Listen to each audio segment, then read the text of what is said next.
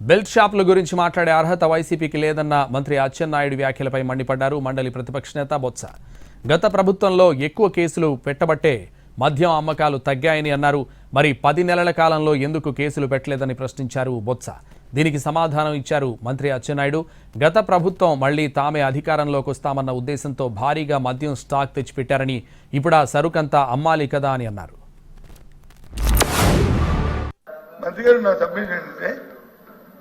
మీరు చెప్పిన సమాధానంలో మీరు కొత్త బ్రాండ్లు పెట్టి వాళ్ళ నుంచి ప్యూరిస్ దగ్గర తీసుకొచ్చారా? ఆ బ్రాండ్లు ఏమైనా తగ్గించారా?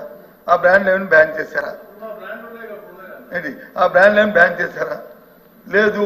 ఇంకా మీరు వచ్చి అది ఆదాయం పెరగడానికి మీరు చెప్పిన విషయమే ఆదాయం పెరగడానికి ఏది ఇవన్నీ కూడా చేశారు. అంతకుముందు చేశారు. కాబట్టి ఈ సంవత్సరంలో మా సభ్యులు అడిగారు ఎన్ని కేసులు పెట్టారు, ఎన్ని కేసులు పెట్టారు, ఎంతమంది చేశారు, వారిని తీసుకున్న చర్యలు ఏంటి, ప్రభుత్వం చర్యలు చెప్పండి అధ్యక్ష, వింటాము, పర్వాలేదు.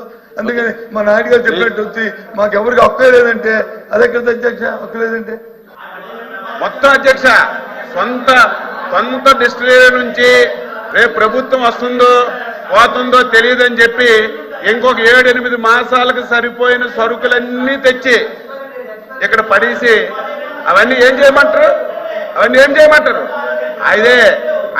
అవి కంప్లీట్ అయిన వరకు అన్ని బ్రాండ్స్ ఉన్నాయి అధ్యక్ష. ఇప్పుడు బ్రాండ్స్ అన్ని ఇక్కడ ఉన్నాయి.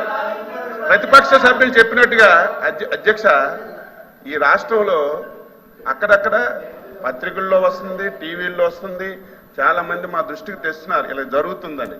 మీలా పేపర్లు వస్తే పక్కన పడేయడం లేదు. చిన్న అక్షరం పేపర్లో పలానా దగ్గర చిన్న ఏలం వేశారు, పలానా దగ్గర ఒక బాటిల్ అమ్మారు, మాకు దృష్టికి వస్తే ఇమీడియట్ గా అధ్యక్ష, ఇమీడియట్ గా పలానా జిల్లా పలానా మండలంలో ఇలా పేపర్లో వచ్చింది, రైటో రాంగో చూడండి, తప్పుంటే కేసులు పెట్టండి, ఆ బాటిల్ నెంబర్ చూడండి, ఆ బాటిల్ ఏ షాపు నుంచి తెచ్చారో చూడండి, అవసరమైతే వాళ్ళకి ఫైన్ వేయండి, 1-2 సార్లు వినుకోకపోతే షాపు లైసెన్స్ కూడా రద్దు చేయండి అని ముఖ్యమంత్రి గారు స్పష్టంగా అధ్యక్ష, ఎక్కడా దాపరికం లేదు, ఎక్కడ బెల్ట్ షాపులు ఉండడానికి వీలు లేదు అని ముఖ్యమంత్రి గారు పదే చెప్పి దాన్ని అరికట్టాలని ప్రయత్నం చేస్తున్నారు.